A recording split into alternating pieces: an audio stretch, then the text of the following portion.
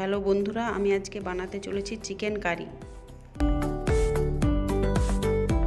এখানে আমি নিয়ে নিয়েছি চিকেন, তারপরে নিয়ে নিচ্ছি আলু কুচি, ধনে পাতা কুচি, পেঁয়াজ কুচি, আদা বাটা, রসুন বাটা, টমেটো কুচি, টক দই, তারপরে নিয়ে নিয়েছি তেজপাতা, গরম মশলা, কাঁচা লঙ্কা, ধনে গুঁড়ো, জিরে গুঁড়ো, লঙ্কা গুঁড়ো, হলুদ গুঁড়ো। তো চলো শুরু করা যাক।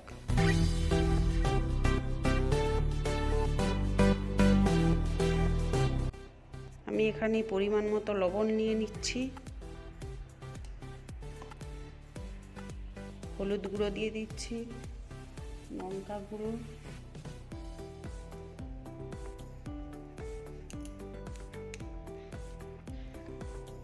সরষের তেল দিয়ে দিলাম, দিয়ে এটাকে ম্যারিনেট করে নেব।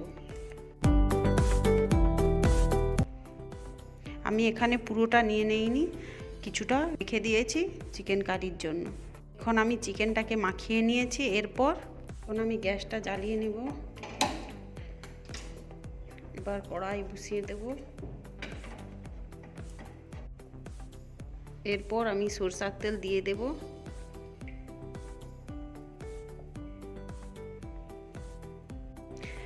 এবারে তেলটাকে গরম করে নিয়েছি, তার মধ্যে আলুগুলো দিয়ে দেব।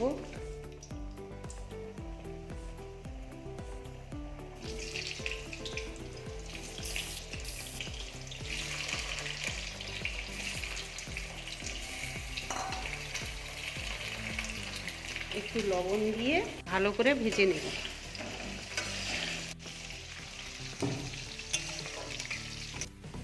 আলুটাকে সোনালি করে ভেজে নিয়েছি, এবারে একটি পাত্রে তুলে নেব।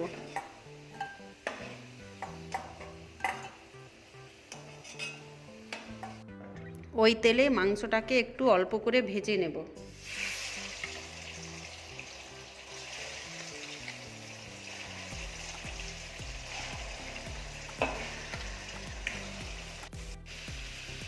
এটা অল্প ভেজে নিয়েছি, এবারে একটি পাত্রের মধ্যে তুলে নেব।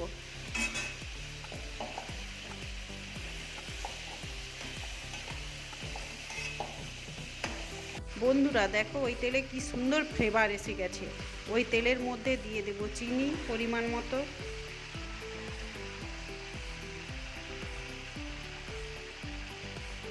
তারপরে দিয়ে দেব পেঁয়াজ কুচি। সেটাকে বাদামি করে ভেজে নেব। এটা সোনালি করে ভাজা হয়ে গেছে। এরপর দিয়ে দেব রসুন বাটা, আদা বাটা,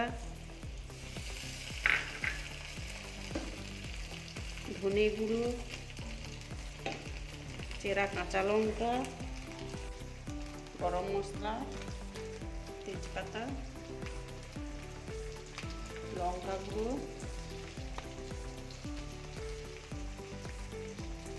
হলুদ গুঁড়ো, জিরে গুঁড়ো। এটা ভালো করে একটু কষিয়ে নেব। অল্প কষিয়ে নিয়েছি। এরপর দিয়ে দেব টমেটোর কুচি,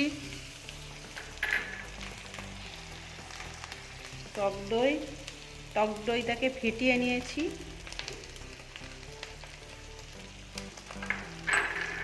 এবারে এটাকে ভালো করে মিশিয়ে কষিয়ে নেব। মশলাটা কষানো হয়ে গেছে, তার মধ্যে দিয়ে দেব মাংস, ভেজে রাখা মাংসটা। এবারে সেটাকে ভালো করে আবার কষিয়ে নেব।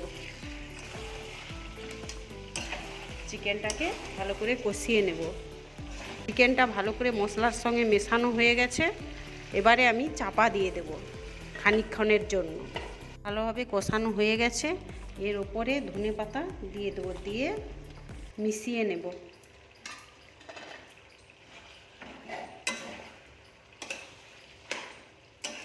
মাংসটা কষানো হয়ে গেছে। এরপর এর মধ্যে দিয়ে দেব আলু, দিয়ে এগুলোকে একটু মিশিয়ে নেব। এরপর অল্প অল্প করে জল দিয়ে দেব, দিয়ে ভালো করে কষিয়ে নেব।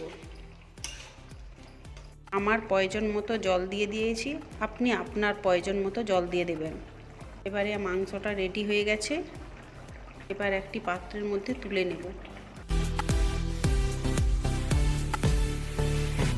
ভিডিওটাকে একটি লাইক, চ্যানেলটিকে সাবস্ক্রাইব, যদি ভালো লাগে একটি সুন্দর কমেন্ট করে জানান।